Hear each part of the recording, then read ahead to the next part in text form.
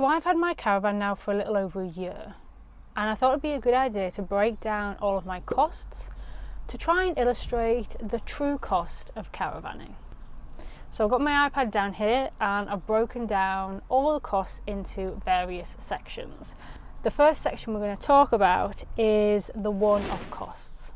So these are the things that I pay for once and hopefully I'm never going to have to buy again. So first up is my Towbar. So as you can imagine, if I was going to tow a caravan, a Towbar is a pretty useful thing that I would need. So I got a standard Towbar with a 13-pin electrical socket, and I didn't know how expensive Towbars were. For some reason I had the price of £200 in my head, but yeah, it wasn't £200. The cost of fitting a Towbar onto the back of my Citroen Nemo van was £630. But yeah, one-off costs. Hopefully I'm never going to have to pay for that again, unless I get a new car. Next up, I went on a towing course. So I went on a course for a full day. In that course, I learned how to hitch and unhitch, how to load the caravan correctly and safely, how to reverse in a straight line, how to reverse around corners, and then I also hired their vehicle, which I think was a Nissan Navara, a Nissan pickup truck anyway, and I took their vehicle and their caravan out on the roads, and I got to drive down dual carriageways, through a town and on country lanes, all whilst having an experienced person next to me helping. And I found that towing course invaluable. Like I said, it was a full day's course and it cost me £223, including the hire of their vehicle. The next one-off cost is obviously my caravan. Now, how much you pay for a caravan will vary depending on what your requirements are, what size caravan you're looking at, whether you buy new, second-hand, etc. So I'll leave that one open for you to budget for. But one thing that you need to bear in mind when buying a caravan is the cost of accessories. I did not budget enough for this at all. This ended up running into a 4-figure sum.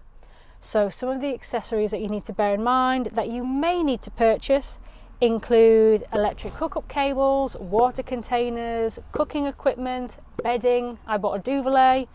You've got security locks such as your hitch lock and your wheel locks. You might want a towing cover, you might want a winter cover, you're going to need leveling chocks and blocks, you might want to have a motor mover, you're going to need a hitch cover, a smoke alarm, a carbon monoxide alarm, you might want thermal windscreen covers, and you're going to need towing mirrors. So that's just an example of all those little purchases which on their own aren't a great deal, but they soon add up to a big amount. Okay, so that's the one-off costs. You've got your vehicle with your Towbar, you've got your caravan, and you've got your accessories. Those are things that hopefully once you've purchased, you're never going to have to buy again, especially for the short term. What are you doing? Now let's move on to the yearly fixed cost. So first up, I've got insurance. So for most people, your caravan is going to be a 5-figure purchase. Therefore, you're going to want to insure it for things such as accidental damage, if it gets stolen, etc. Now, there are 2 main types of policies. One is new for old, which basically means that if your caravan gets damaged or if the insurance pays out, new for old is basically means that they will give you the cost of a brand new caravan. So I bought my GoPod second hand. If I had a new for old insurance policy and if it got stolen and if my insurance paid out, they would pay out to the value of me being able to go and buy a brand new GoPod. So technically more than what this caravan is worth. Now for me, that didn't really interest me. I just wanted a standard insurance policy to basically protect my money and make sure I got something back for it. So I've got a standard policy and that cost me £131.82 for the year. The next fixed cost is a service. Now this isn't a legal requirement, which I think is insane. How anyone can drive a caravan around without getting it regularly serviced baffles me, but definitely budget to have your caravan serviced every year. They check things such as the tyres, the brakes, the gas, the electric, the water, the structure of the caravan, damp. It's just like an MOT for your caravan. It helps to make sure that you are safe when you are living inside of it. You know, you've got gas pipes running everywhere, and it also means that you're going to be safe when towing. Now, I've only got a small single axle caravan, so the cost of my service was £215. But obviously you're going to want to have to budget a little more each year for things such as new tyres, new brakes, and any minor repairs. Next on the list is breakdown cover. Now, I used to get this with my van every year when I did my insurance renewal. But because I'm doing a lot more towing, what I decided to do was to cancel the breakdown through my insurance and take out a specific breakdown policy that also included towing. Now, because I'm a member of the Camping and Caravanning Club, I went with the RAC because I got a discount with them, and the cost of my breakdown cover for 1 year is £127.49.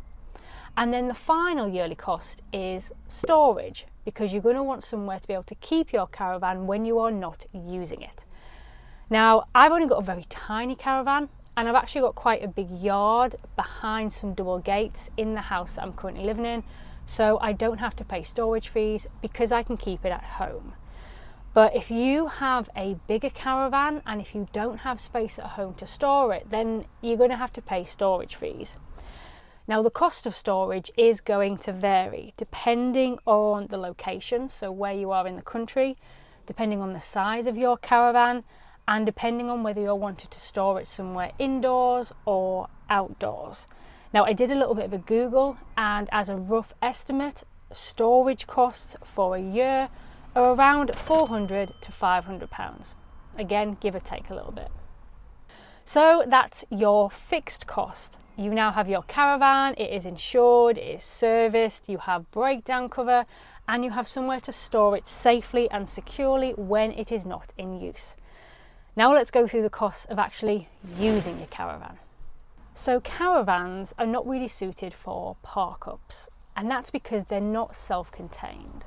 So more often than not, you're going to want to be on a campsite, and therefore you're going to have to pay campsite fees. Now, there are organisations that you can join where you pay a membership to them and then you get a reduced price when you stay at their campsites. Two of the main organisations are the Camping and Caravanning Club and the Caravan and Motorhome Club. Now, some people choose to join just one of them, some people choose to join both of them, and some people choose to join neither and just go around and stay on independent campsites. The choice is yours. Now, my personal choice is the Camping and Caravanning Club, and my membership costs with them for a year was £48, but that has just renewed at £53. Now, during my first year of caravanning, I stayed at 28 campsites, and it was a total of 138 nights.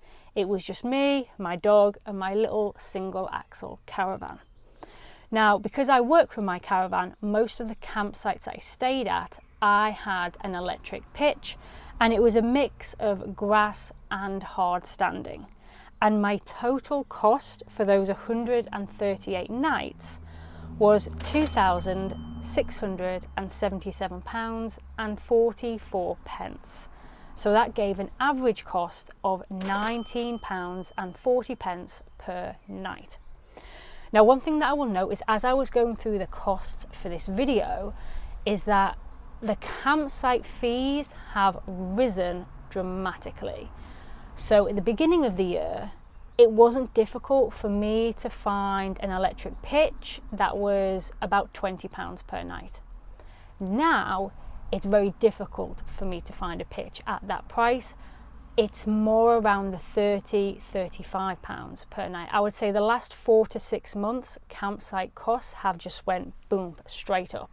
So next year, I anticipate spending more than that £2,000. And finally, let's go through the other costs.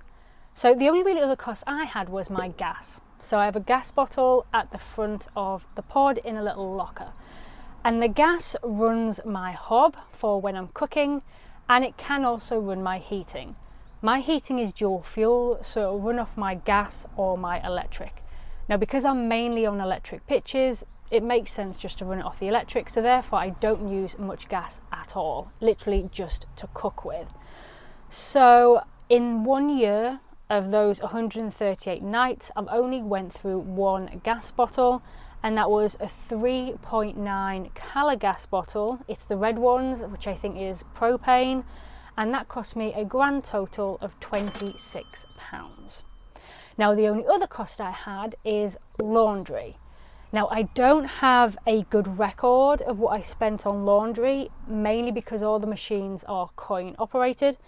But to give you an idea of cost, washing machines tend to vary between £3 to £5 per wash, and the dryers tended to be either £1 for every 20 minutes or £3 for an hour.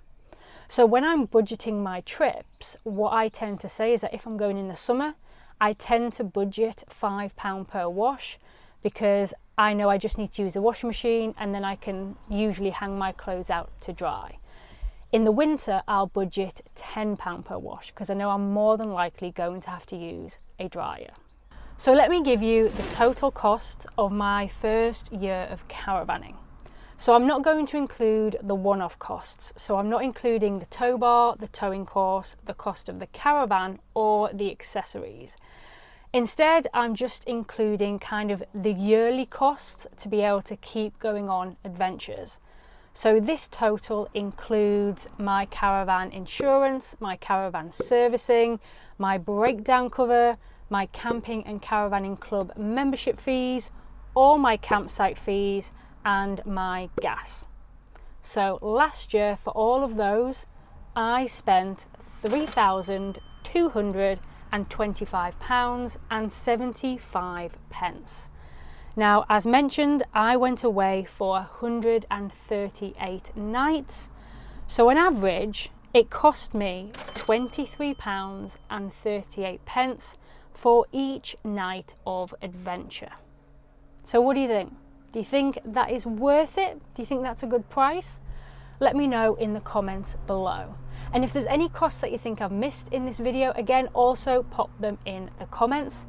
But overall, I hope you found this video informative, and we look forward to seeing you guys on the next adventure. Thanks for watching. Have you decided to go to sleep now that I've finished?